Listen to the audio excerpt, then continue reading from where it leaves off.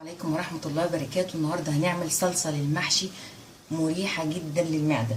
هنقول بسم الله. صلصة ني في الني، ني في ني. مش هنحط بقى ايه، مش لازم نقول طماطم مبشورة وكده. احنا معانا طماطم عادية مضروبة في الخلاط اهي، ومعانا بصل مفروم هنحط عليه شوية ملح. هنحط الطماطم، هنحط البصل بتاعنا فوق الطماطم كده،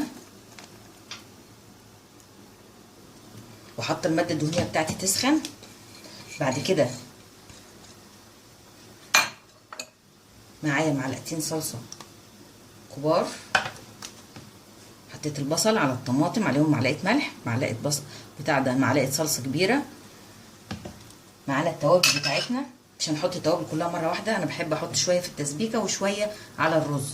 كمون وكزبرة مطحونين، فلفل اسود محوج، ومعانا ملح. هنقول بسم الله. ناخد بالنا. انا حطيت الطماطم، عليها البصل، عليها الصلصة، عليها التوابل بتاعتي، وهيبقى معايا الغطا بتاعي. هنقول بسم الله. نحط كده كل ده واغطي عليها، وهسيبها لحد ما تتسبك والبصله بتاعتي تستوي. الطماطم بتاعتي اتسبكت، حطيت معاها الخضره بتاعتي كانت متفرزه فحطيتها. تاخد بس ايه الحراره بتاعت الطماطم كده عشان تفك. معايا من التوابل فلفل اسود مطحون، محوج، كمون وكزبره مطحونين، معايا توم مفروم وقرفه وسبع بهارات. نقول بسم الله ونحط كل دول مع بعض، وهطفي البوتاجاز على الطماطم بتاعتي. بس كده، انا مش هديها غلوه تاني ولا حاجه، انا كده طفيت النار وهغطي الحله عشان الخضره بتاعتي تفك. بعد كده هنحط عليها الرز بتاعنا ونبدا نشتغل في المحشي. محشي البصل. هنقول بسم الله. معانا ميه مغليه، هنحط فيها معلقه ملح بالشكل ده كده. بعد كده هتنقي البصلايه الكبيره اللي قد دي كده، تقشريها وتغسليها كويس.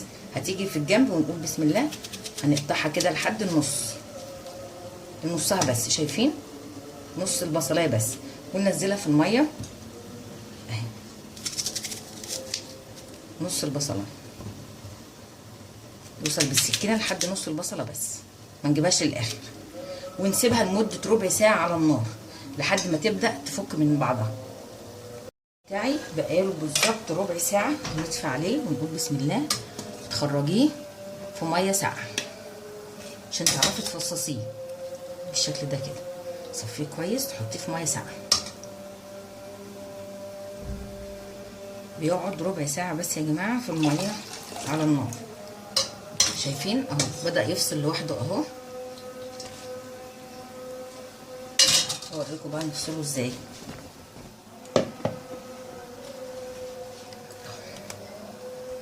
بنفصله كده اهو. موضوع سهل جدا، في الميه الساقعه هيطلع لوحده. هو بس سخن شويه، او تحت الحنفيه، ممكن تفتحيها تحت الحنفيه اهو. هيبدا يتفصص كده لوحده اهو، زي ما انتم شايفين كده. تبداوا بقى تعملوا كل كميه بالمنظر ده. في الاخضر عليه شويه معلقه توم، شويه كمون وكزبره، شويه ملح، وندعكهم مع بعض كويس قوي. نحطهم كده من تحت. هنحط بقى معاهم ايه؟ ده اللب اللي بيخرج من الكوسه، هنحطه هنا في الحله من تحت بالمنظر ده كده.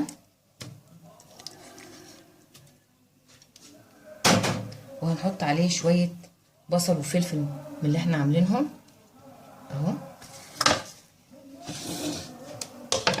الكوسه متقوره.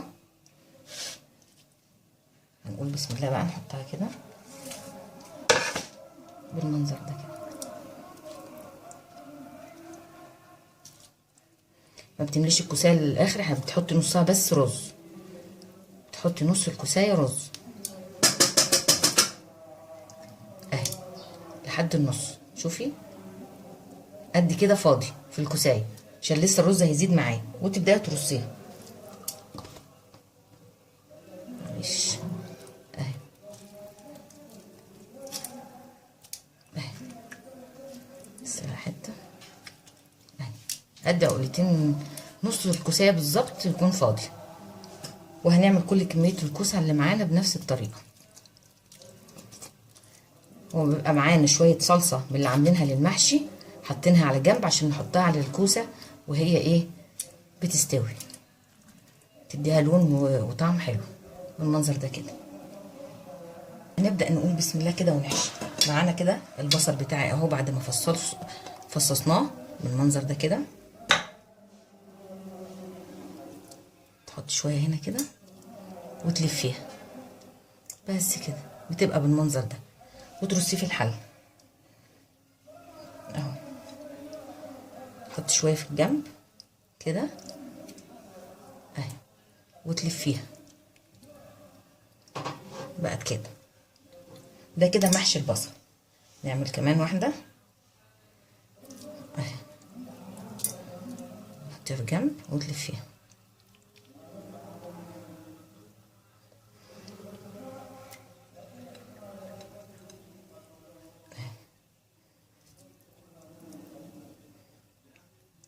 بالمنظر ده. الكوسه مع محشي البصل مع بعض. نقول بسم الله، نحط لهم بقى الشوربه بتاعتنا. شوربه لو الشوربه بتاعتك دسمه هتدي طعم حلو جدا للمحشي. نسقيه بيها كده بالشكل ده، مش هنكتر قوي لان احنا عارفين ان الكوسه بتنزل ميه في التسويه، يا دوبك بس نغطي بيها يبقى ظهر الكوسه باين بالشكل ده كده بس كده. ونميل بقى الحله بتاعتنا كده عشان الشوربه تدخل في كل الكوسه بتاعتنا. معانا بقى بصلايه، معاها فصين توم ناعمين، معاهم حبه كمون وحبه كزبره مطحونين، دعكتهم مع بعض. نحطهم كده على المحشي بتاعنا عشان يديله ريحه جامده كده. ومعانا كمان شويه صلصه من المحشي باقيين معايا. ما عندكيش صلصه المحشي، هتحطي معلقه من الصلصه الجاهزه مع الشوربه بتاعتك وتسقي بيها المحشي بتاعك عشان نديله لون حلو بالمنظر ده كده. وهسيبه بقى لحد ما يكمل التسويه بتاعته.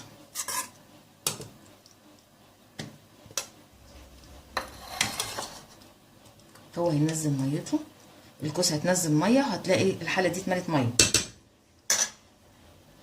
كده. محشي الكوسه والبصل بتاعنا. نقول بسم الله ما شاء الله عليه، حاجه جميله كده من الاخر. ما تنسوش اللايك والاشتراك وتفعيل الجرس عشان يوصلكم مني كل جديد ان شاء الله. والف هنا وشفا.